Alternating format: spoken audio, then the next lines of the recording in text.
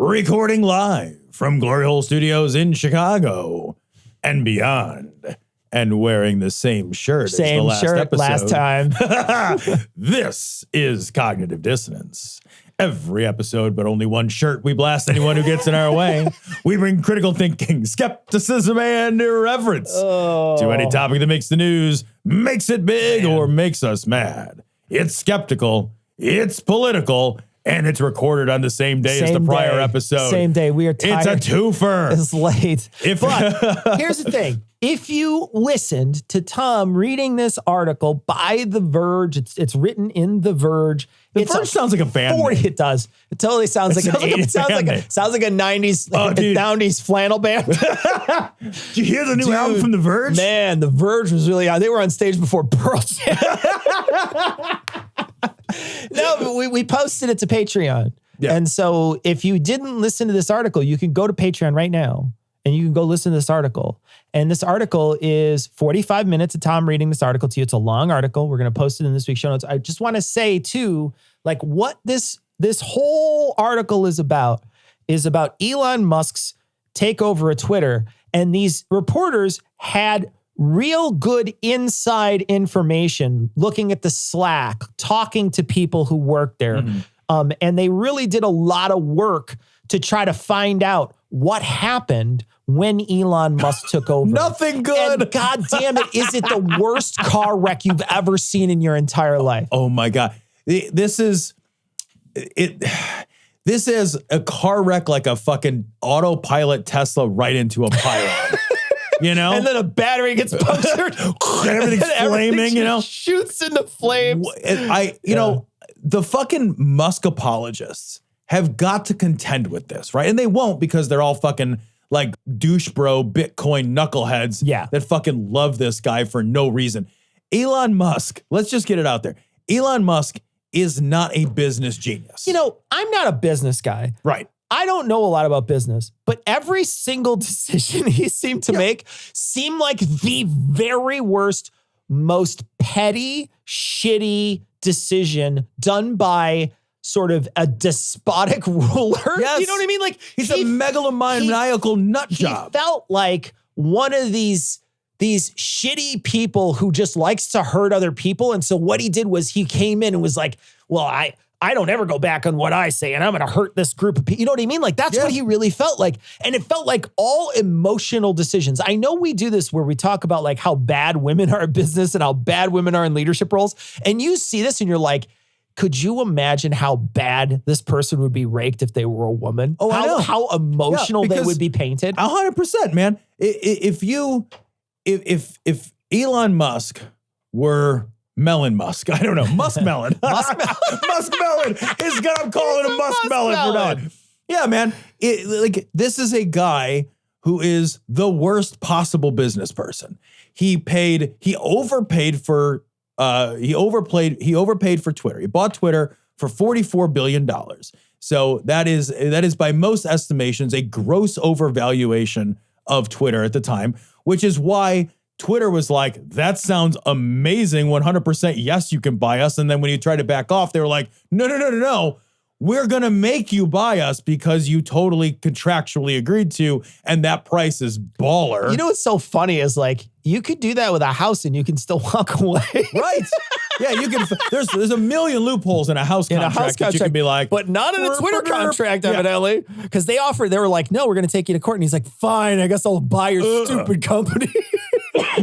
But the thing is, like, Musk was worth $200 and whatever billion, but it doesn't mean he has $200 billion liquid. He can't write a check for $44 billion. So in order to create the equity that he needed in order to buy Twitter. Yeah, he had to eat a bunch of smaller billionaires. That's how it works. Just like the asteroid game or whatever. It's like Jet Li in the One. There's just like only one billionaire left standing, gains all the power of the other billionaires. It's like the Highlander chopping heads off and there's lightning shooting all over the place. There's Sean Connery with a samurai sword for some reason. Yeah. So he had to sell a shit ton of Tesla shares, right? Yeah. And when a major sell-off occurs of a single valued asset, then the value of that asset declines. So then all of a sudden he sold all these Tesla shares, and then the value of Tesla slumped. And then that's tied to his net worth. And then as he mismanaged Twitter, he focused away from Tesla, where most of his wealth is accumulated. His wealth, he's lost over $200 billion on this deal. It's amazing. Imagine Guinness Book of World Records for the most money lost. Right. Most money lost. And there are still people, he's a fucking genius. He's an emerald millionaire. Like he comes from emerald mine money. He comes from money. From South Africa. Yeah. He comes from emerald mine money. He bought his way into the precursor to PayPal. He didn't invent PayPal. No. He never invented anything. Yeah. He bought his way into every job he's had. He purchased his way into them. Tesla, he didn't invent the fucking electric car. No. He didn't invent shit. He bought his way into Tesla. He bought his way into everything that he's had, including Twitter. Now he gains control of Twitter, and he shows up with his fucking kitchen sink with his stupid fucking pun. Let that sink in. It's not even what that means. It's not even the right sink. Not even what that means. Like, he couldn't have used a everything but the kitchen sink metaphor. Yeah. At least it would be the right version of the word sink. Right. He's confused. It's a fucking homophone, you stupid dipshit. I hate him so much, Tom. I fucking hate him. I hate him so much. I hate him. I want to read how much, real quick. I know, I want to talk about the article. I do. But I want to talk about this more importantly. How much do you want to fight Elon Musk? Because it would be a fucking hoot. Okay. Come on, Minecraft. Let me find this photo because I want to show you what I think Elon Musk is, and I want to show the audience too. Jesus, how many fucking ads are there? Okay, so Tom, this is why I don't want to fight him, because for the people looking, there's an image. Somebody took a photo of Elon Musk getting out of a pool or getting out of a ocean or something, and it's not a flattering photo. But then somebody drew an image of what looks like a little Elon driving a big Elon, and it says, instead of Tesla, it says torso. All you have to do is search for Elon Musk torso meme, and you'll find it. But that's why I don't want to fight him, because he's in a mech. He's in a mech. He's in a meat mech. He's in a meat mech, and I don't want to fight him. Like I'm a little afraid of him. I don't want to. I don't want to go ground and pound with a guy who could just get out. Oh my God. You know what I mean? He could just get out of the thing and then we'd climb on top of you and insist to know who rules Bartertown. That's exactly it. He's like he's fucking Master Blaster. All right, so there's a lot. A fucking callback. There's a lot of this article that I really want to talk about and that I really want to read. And it starts out where he comes in and he's like, I want to know about the infrastructure of Twitter. I want you guys to tell me. And then so they bring it in and they're like talking about videos and he's like, and they say, the infrastructure engineers in the room agreed that adding support for long-form video was technically possible, but their job was building stuff, not strategy or marketing. Because he came in and immediately said, I want to make long-form video. And he's talking to all the engineers. And they're like, but don't you want to talk to marketing? Like, don't you want to talk to people who think that, like, maybe you should do this or not just like the guys who do it? And he says, and it says, it seemed as though Musk didn't understand the basic organizational structure of a social media company. It was as if a rich guy bought a restaurant and started telling the cooks he wanted to add a new dining room. Might he want to speak to the media product team instead? And that shows you, like, one of the first days he comes in and he's talking to the wrong people. And I think this is one of those symptoms of really rich guys just getting their way all the time. Yep. Right? They go into any place they want and they're ultra rich and people just fall over backwards to help them out, right? So that no matter what they want, there's a great scene in Get Shorty, a movie Get Shorty, where Danny DeVito's playing a really famous actor.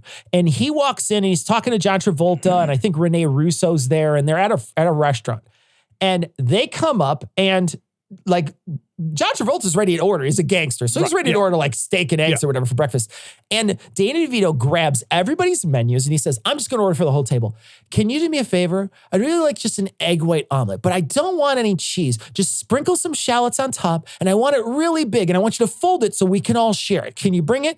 And he tells like this really specific recipe. And, the waiter's of course like, I'm going to go. Right. And it's like, because And it's a perfect example of like a rich guy getting exactly what he wants. Yep. And then the omelet, the best part of the whole scene is the omelet gets delivered to the table and he's like, I got to go enjoy the omelet. And nobody wanted it, right? Nobody wanted the omelet. He's the one who ordered it. He ordered for the whole table and he's not going to eat it. And that's I kind of want to do that. That's a perfect example of Elon Musk, right? It's a perfect example. Yeah.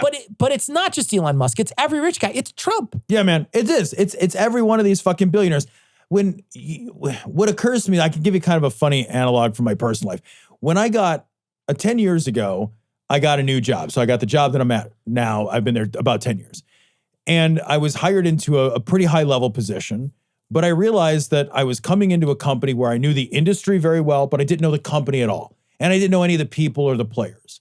And so walking in the door, very intentionally, I thought to myself, my first day, I thought to myself, my job for the next 2 or 3 months is to just fucking listen. Yeah. Because I don't know. I got hired because I know a lot, but I don't know any of these people. I don't know how this company works. Right. I need to just shut my mouth and listen. What a difference that is. Right. Guys like this don't know how to listen. Yeah. They don't value listening. And they don't value listening because they don't value the other people in the room to speak. They are not interested in what the other people have to say unless what they have to say is, yes, sir, and here's when. The only thing guys like this can hear is, yes, sir, and here's when. Yes, sir, and here's when. This guy is going into meetings with the wrong people because he doesn't know who the right people are because he fundamentally misunderstands the product. Because until he bought Twitter, he only used Twitter. He only used it, so he didn't care. That's like walking into a fucking Toyota factory because you drove there in a Camry once. Yeah. And I want to say too, like, to this part of this whole story doesn't matter to him.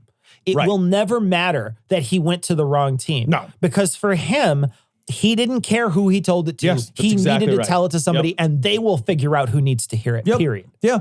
He does. That's a good point. He does not learn a lesson from having had an embarrassing meeting. Have you ever had an embarrassing meeting where you called a meeting and you realized you maybe were underprepared or misunderstood?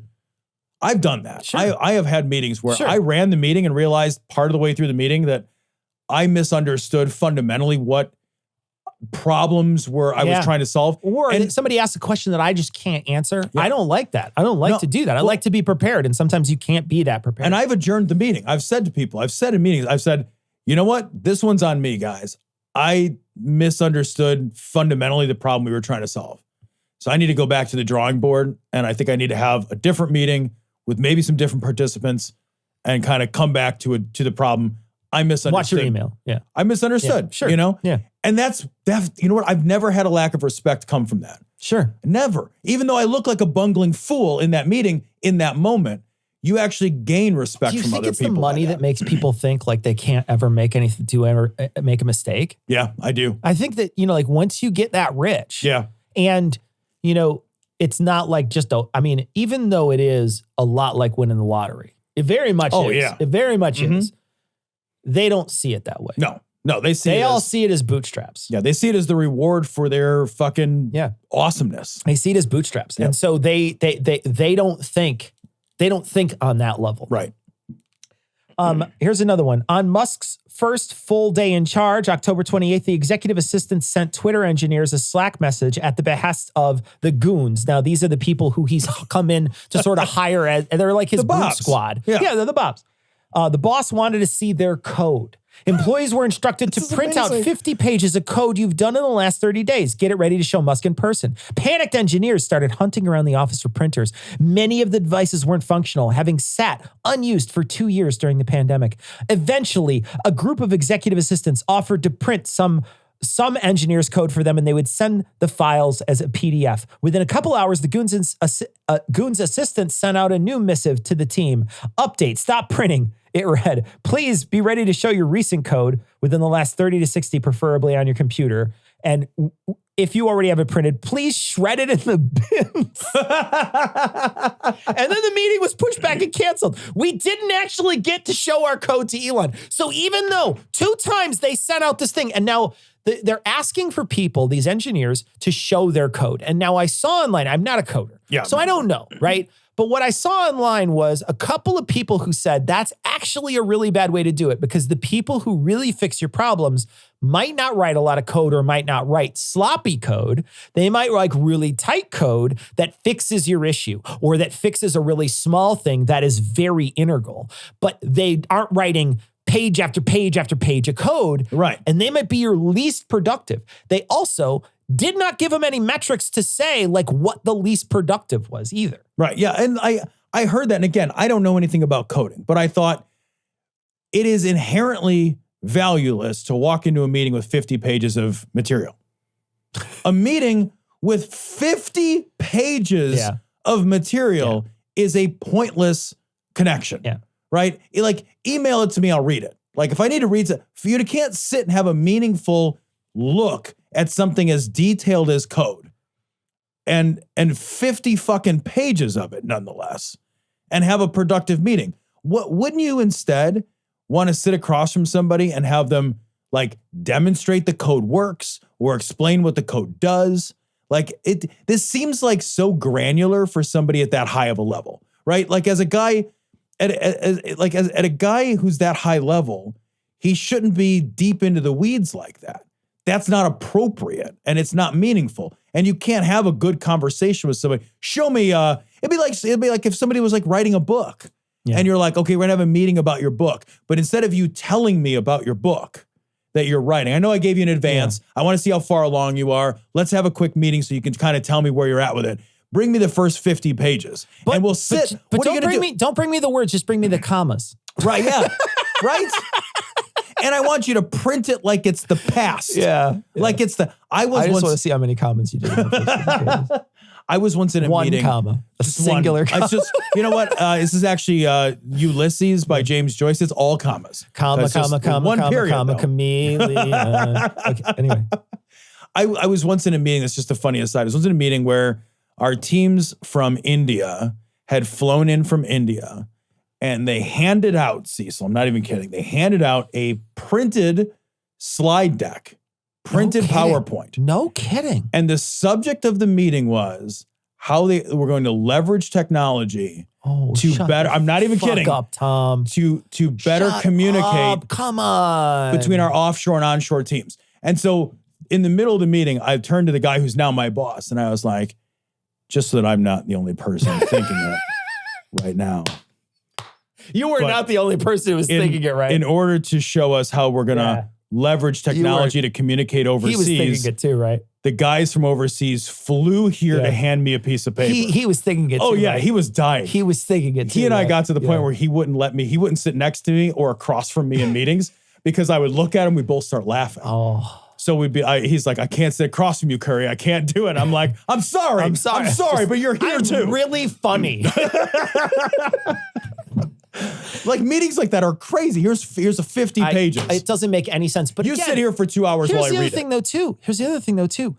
Again, this is a rich guy thing. Yeah, right. Where they just want you to say how high. Yeah, man. That's all they want you to do. Yeah. They want you to jump through as many hoops as they can to show you that they have power over you. This is a flex. That's all it is. It's just a flex, man. Everything in this, when I read these pieces, you'll recognize it as a boring flex of a weak, worthless person. Yep. That's all you'll recognize. Who cannot effectively run a company. Yeah, you'll recognize it as such. Then Twitter Blue's paid verification was unveiled on November 5th. I love this. Almost immediately, fake verified accounts flooded the platform. An image of Mario giving the middle finger and what looked like an official Nintendo account stayed up for more than one day. An account masquerading, this is my favorite, this is so numb. Oh, no. I love this. Feed this to me until I die. An account masquerading as the drug manufacturer Eli Lilly tweeted that insulin would now be free. Company executives begged Twitter to take down the tweet. The marketing team tried to do damage control. You build trust by being transparent, predictable, and thoughtful, one of the former employees says.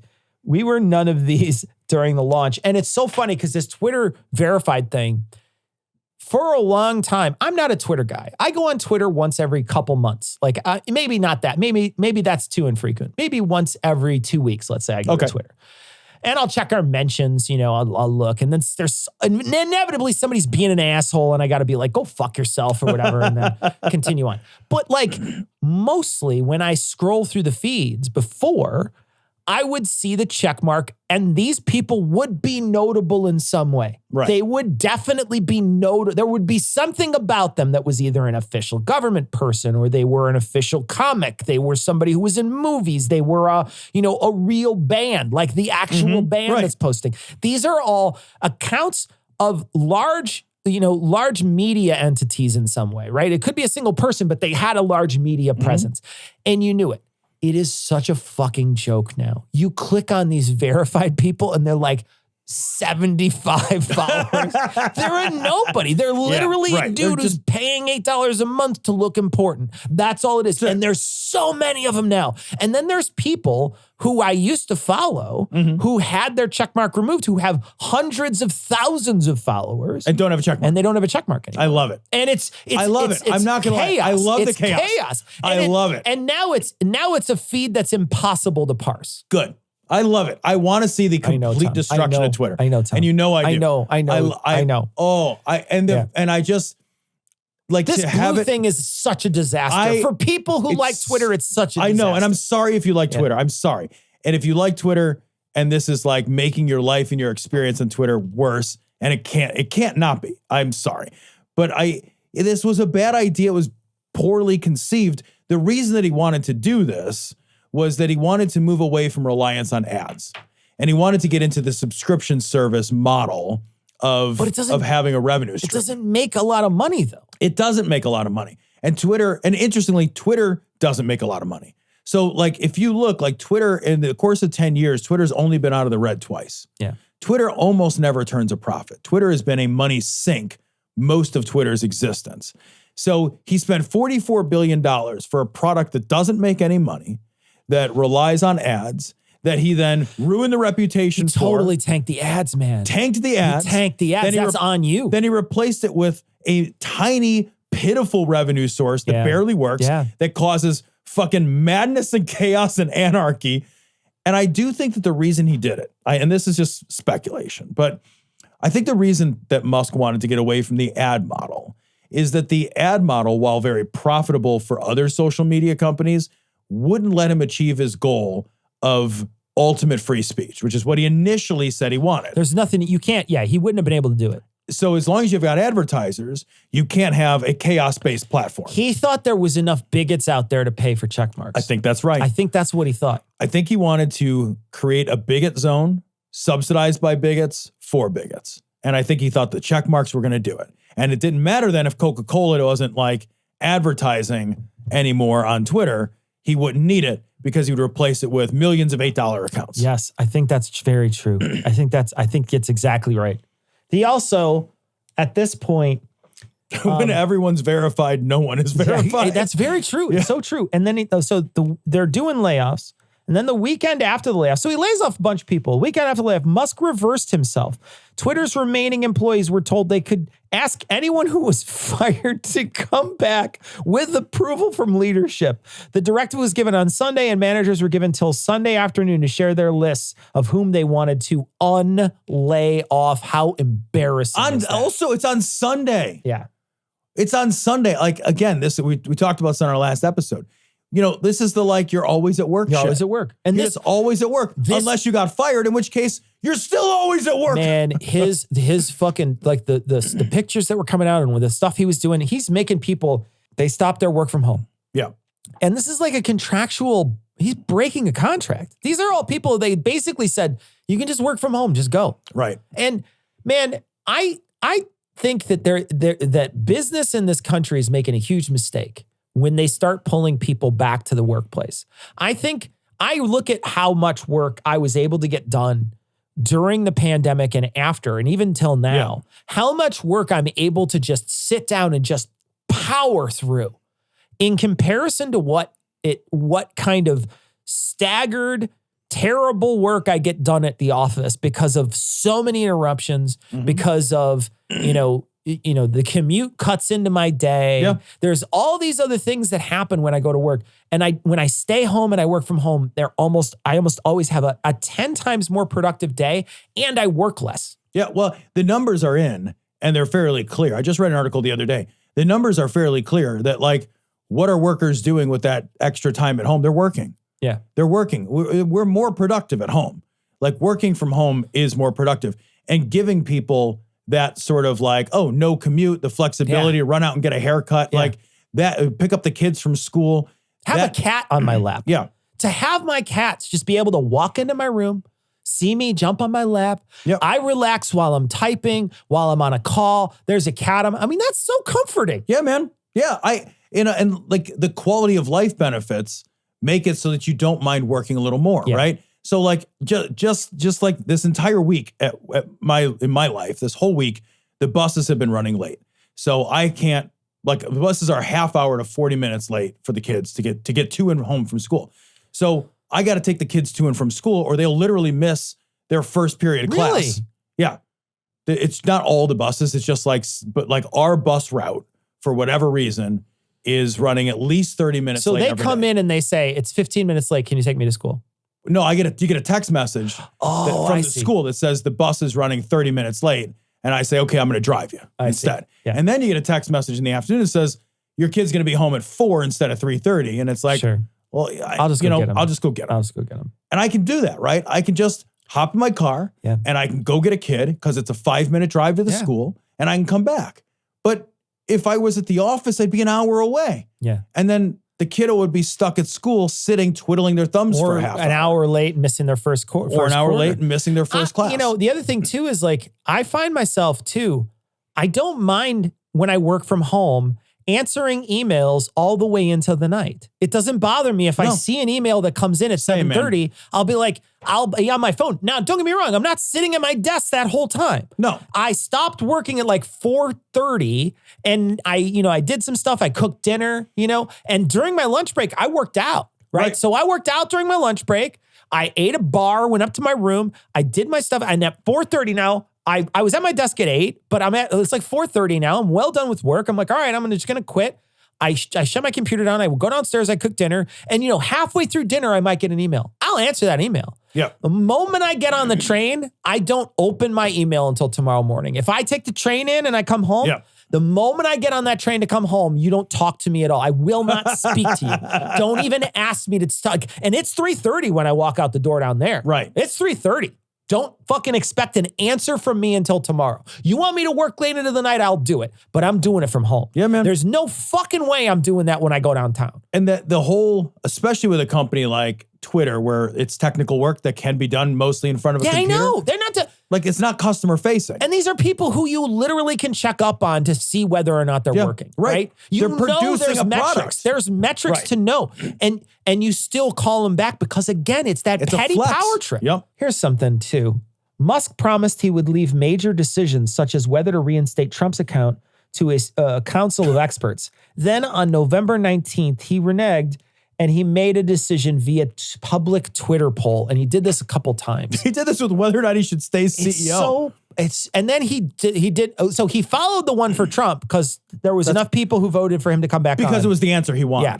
And then when it was the answer he didn't want, he went back on it and said, well, I'll do something. I'll figure something out. Yeah. I seriously thought he thought he was going to win that. I did too. And like, I also am, and this is just very, very cynical. And I realize that the answer about whether he should be the CEO actually disproves this. But I recognize too that like, I'm super fucking cynical about a poll conducted on a platform that you literally control. I know, yeah. You know what I mean? Yeah. Like, hey, Cecil, I'm going to conduct a poll and you're going to run the poll. I'm the guy and I want to win the poll. Yeah, exactly. Well, and no problem, Tom. You won. What do you do? Yeah.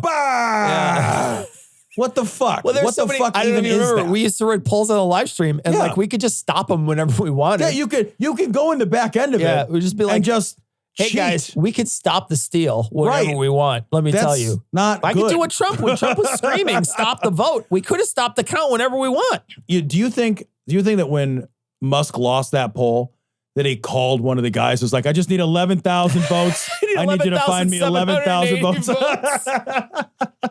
I don't think that would have saved him. I think he lost by more than that. Did he? After this resignation stuff, An impossible to follow tweet thread that unfolded over several hours, Matt Taibbi published the names and emails of the rank and file ex-employees involved in communication with government officials, insinuating that Twitter had suppressed the New York Post story about Hunter Biden's laptop. After it was pointed out that Taibbi had published the personal email of Jack Dorsey, that tweet was deleted, but tweets naming low-level employees or personal email and a personal email of the sitting congressman were not deleted. And then, they talk about how it's a shitty thing to do to dox everybody. Soon after, Musk granted access to others, including Barry Weiss and Michael Schellenberger. They published Twitter threads on the company's handling of COVID misinformation and shadow banning. While the framing was intended to stoke outrage, the internal correspondence that was published was more banal. It showed employees having nuanced discussions about complicated, thorny moderation topics and often resisting requests by government agencies to take action. Like it literally had the exact opposite effect. But the problem is Musk thought it was damning, and so that he wanted somebody to do it. And the same thing with the Taibbi thing. When Taibbi went with this big expose of the Twitter documents or the Twitter files or whatever, Taibbi comes out and he starts publishing all this stuff, and everybody's like, dude, he told them to take it down because it was showing Hunter Biden's dick. Yep. Like, that's it. It's just all it is a request by a group of people to say that's not allowed because it's basically revenge porn. Revenge porn. That's it. It's revenge porn. Like, what the fuck?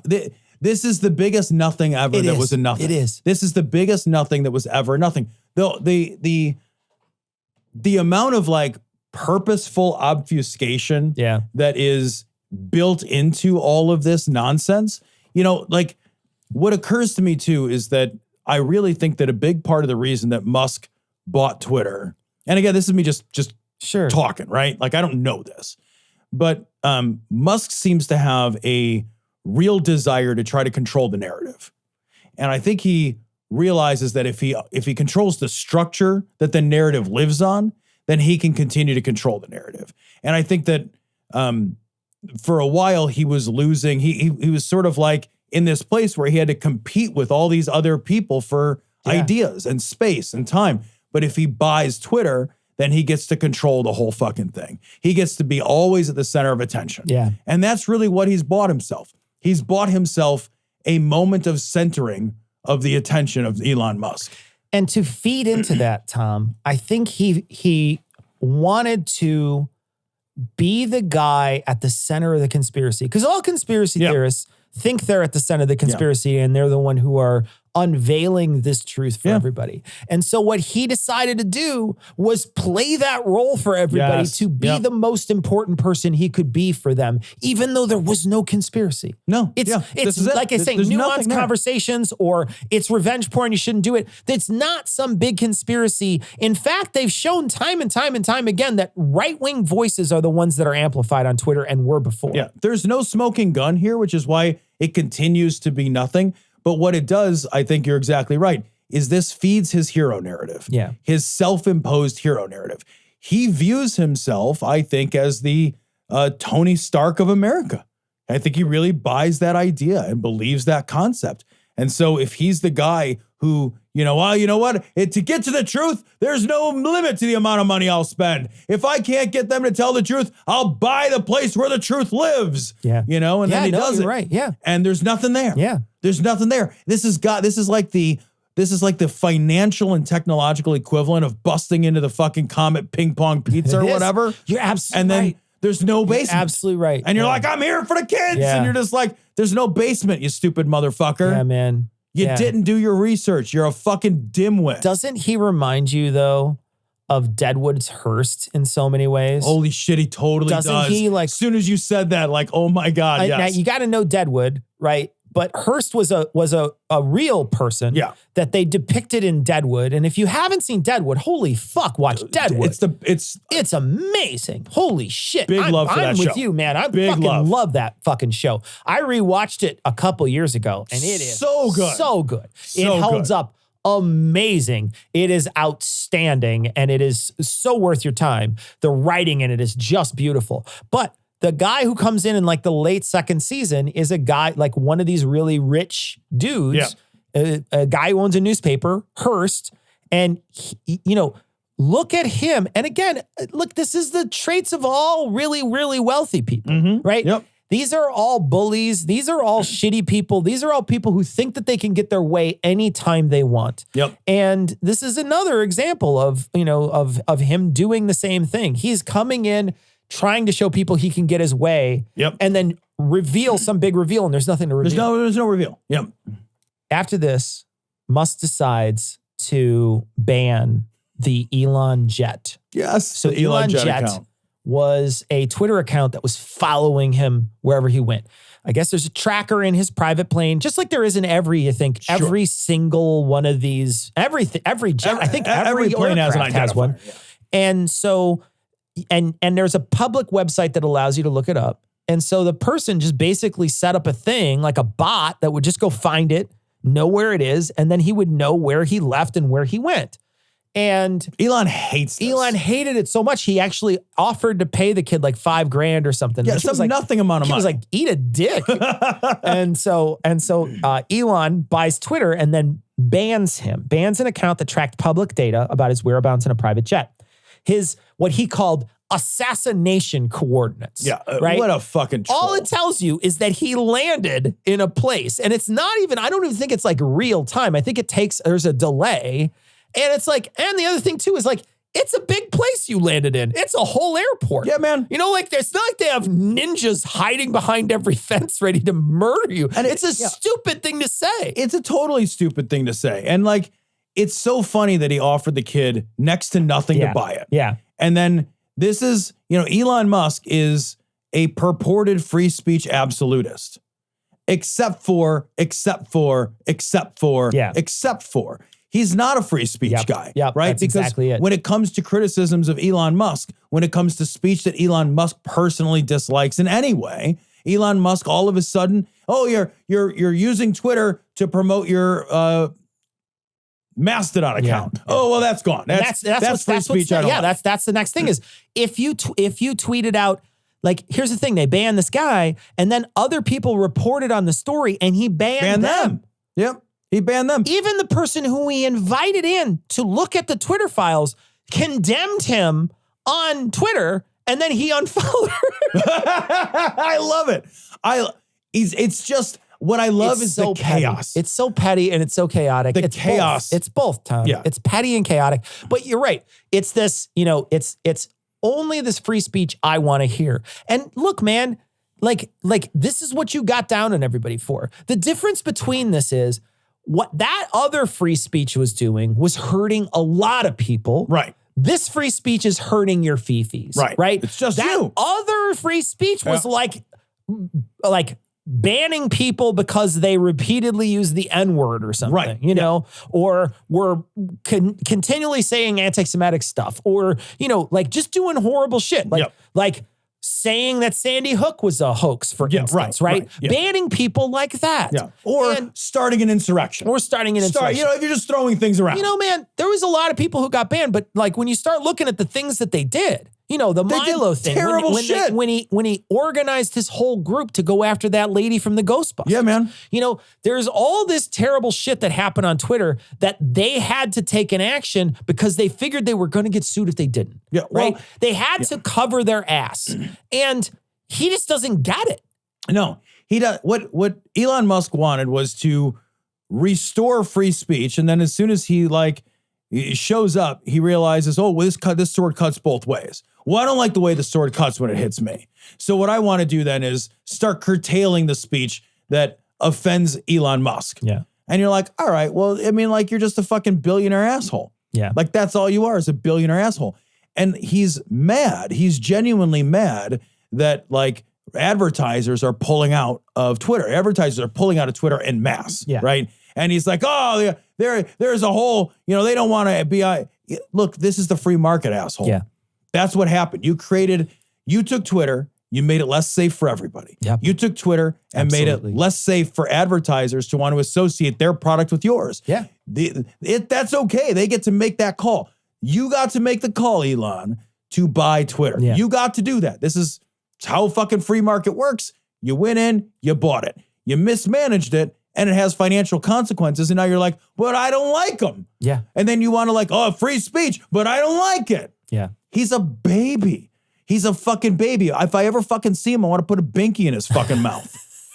I want to kick him out of his chest and drive in his chest. That's what I'm going to do. So the last part of this article, the last piece I want to read. Tesla shares started in 2022 trading at nearly $400 a share. By September, Tesla stock had dropped by 25%. It plummeted again after Musk bought Twitter and ended the year at $123. From 400. Investors, that's like Bitcoin loss. Investors are begging Musk to step away. Tesla employees are too. As one person on Musk's transition team put it, what the fuck does this have to do with cars? But Musk appears unaware of what he's actually broken. The company culture that built Twitter into one of the most influential social networks, the policies that attempted to keep the platform safe, and the trust of users who populated every day with their conversations, breaking news and weird jokes, Twitter's true value and contribution to the world. I disagree with that last statement. I don't think there's a lot of contribution to the world. But, you know, genuinely, he came in and he broke everything. And I like that last line because it's like, he not only broke Twitter, right? And Twitter's not technically broke. And there are some, at the end of this article, they do say he seems to have allowed to fire a bunch of people and it still seems to be working. Right. Now, there are people out there that are saying, yeah, it's going to do that for a while, but it will start to go down. And it has gone down a couple times. It has. And there's been problems with verification and there's problems with other stuff that's happening. Like, it's Would not. you give them your credit card right now? It's not at its top form, I will say that. But, you know, he's also proven that you can cut you can make some severe cuts and things can still work. Oh yeah. And so he has proven a little bit of that, but at the same time, like they're right in a way, like Twitter seemed to be one of these places that seem to try to keep getting it right. You know, like as much as they got it wrong. Yeah. They seem like, especially after Trump left and all that stuff, it felt like they were starting to try to get it right. And then he bought it, and now he just let everybody back. He just was like, open the gates. Yeah, it was like all the trolls. Bring them all to seriously, yeah. it was really terrifying that he's just like, everybody comes back and like reinstated Trump, everything. Yeah. And I think what you've also seen is a huge exodus of people from Twitter. Yeah, I think people so too. are just giving up. Yeah. A lot of people just giving up on Twitter. I scroll through there now and I'm seeing stuff from like really crazy far right stuff that I'm just like, hide that. That's all awful. Yeah, I don't doubt it. Yeah. I don't doubt it. And I love that, like, as a result of all this, Tesla lost 70% of his share value. It's just, I mean, Holy God. shit. Holy shit. How mad would you be as an investor to Tesla? If I lost 70%. How mad would you be as somebody who invested in Tesla to be like, this is the future of cars. Yep. I'm here because I want Elon Musk as the leader because he seems to be pushing the boundary of the electric car. Whether that's true or not is irrelevant. He did a great job making the electric car cool. I think that's true. I think that's true. I think he made the right. electric car cool. And nobody else had done that before. For a while, when I first saw Teslas, I was very high on them. Same. I thought, wow, that's cool. I would not get one now. No. I've seen enough videos and enough bad stuff where I'm like, this is probably not a car for me. Have you ridden in one? No. I've ridden in a Tesla a few times. I've gotten a couple of Ubers. I had an Uber once. Yeah. They're for the cost of a Tesla, they do not have the interior fit and finish. They don't. And they you know, I feel like a 1997 Kia. $120,000 car that they were opening the trunk and like the molding's not even together. It's correctly. crazy. It's bad. And you know, the other thing too is like they still have problems with their autopilot that they said that they could fix. That's terrible. Garbage. You know, and there's all these problems that they're having with their cars. And so it's like, and then also repair costs. And then, you know, for a while that you couldn't get one. And so it's just it's been a disaster for this company, but they seem to still be able to weather the storm. But, you know, I feel like if I was an investor to that, I would be so mad that he's diversifying this and ruining every bit of, you know, investment. But, you know, it couldn't happen to better people though, I guess. You know what I mean? It's like, but I really feel bad for like the guy who's got this in his 401k. Yeah, man. That's the thing. It's like For the big institutional investors, I don't care. I don't care what happens to fucking hedge fund holdings LLC. I care about, but I care about some regular Joe who's got a 401k who's like, man, I lost a whole bunch of money because my guy who's my, whatever at work, because I do it through work, right? Same, so my guys, I got a guy at work who they do a match at my work. Yeah. So like I pay a little, they pay a little, and it's not a lot. Right. But there's a little amount of money that every month goes into a 401k or whatever it is for me. Yeah. I don't think it's a 401k, but whatever it's called, some type of retirement account. And then there's a guy who sort of handles this big trunk of money that our entire company gives him. Right. And then they make a decision based on stuff. And so like, you can tell him to be a little less risky, or you can tell him to be more risky. Right. You could be like, oh, be risky, don't be risky, whatever. But man, poor sucker out there losing half his. Yeah, man, there's people losing their pants on this. More than half. Yeah, absolutely. And why? So that a billionaire could satisfy it. The thing is, think if you're 62 or 65 and you're like, I'm almost there. Yep. And the fucking Elon Musk fucks you. Yeah. He fucked my retirement. And keep in mind that when you're a multi-billionaire, all of it's fake. Yeah. No, you're right. You're right. There's no difference. We laugh because Elon Musk lost $200 billion, but it doesn't matter. It doesn't matter. It's the same amount of money he walked in with, pretty much. When you reach a certain level of wealth, there's no difference anymore. There's no functional difference between being worth $100 billion and $600 billion. Yeah. $100 billion is so much fucking money. It can't be meaningfully thought of. Yeah. Because it already does everything money can do at a way lesser dollar amount than you have, right? Money at $1 billion, like that's an insane, asinine sum of money. If you had $1 billion and you put $1 billion in a fucking savings account, you didn't even invest it, you put it in I know you can't, but if you put it in a savings account, you can. you'd make $37.5 million a year. Yeah. In a savings account. Right. That kind of money. That's just an insane amount. Doesn't really make sense to conceive of. So for Elon Musk, there's already nothing he can't buy. Right. There's already nowhere he can't go. And so as soon as money does that, it ceases to be meaningful. And now it's all just a game to stroke his ego. Yeah. And if you lose money, remember Elon didn't. Yeah. Even though he lost $200 billion, no, he didn't. No, he did. You're right. It doesn't matter. You're right. So we hope you enjoyed this discussion of Elon Musk. We think that this article was a blast to read. Go check it out on the Verve. Go check it out on the Verve. The Verve pipe, whatever. Go check it out on the Verge. No, seriously, it's a good article. If you want to hear Tom read it again, you can go check it out on our Patreon page. Next Thursday night, we are going to be doing a live stream. Yep. So next Thursday, come check us out for our live stream. We'll still have a show on Monday. We'll remind you about it. But next Thursday, we'll be doing a live stream. So come check us out. And yeah, cool. That's going to wrap it up for this week. We're going to leave it like you always do with Skeptics Creed. Credulity is not a virtue. It's fortune cookie cutter, mommy issue, hypno Babylon bullshit. Couched in scientician, double bubble, toil and trouble, pseudo quasi alternative, acupunctuating, pressurized, stereogram, pyramidal, free energy healing, watered downward spiral, brain deadpan sales pitch, late night info docutainment. Leo, Pisces, cancer cures, detox, reflex, foot massage, death in towers, tarot cards, psychic healing, crystal balls, Bigfoot, Yeti, aliens, churches, mosques and synagogues, temples, dragons, giant worms, Atlantis, dolphins, truthers, birthers, witches, wizards, vaccine nuts, shaman healers, evangelists, conspiracy, doublespeak, stigmata, nonsense. Expose your sides. Thrust your hands, bloody, evidential, conclusive. Doubt even this.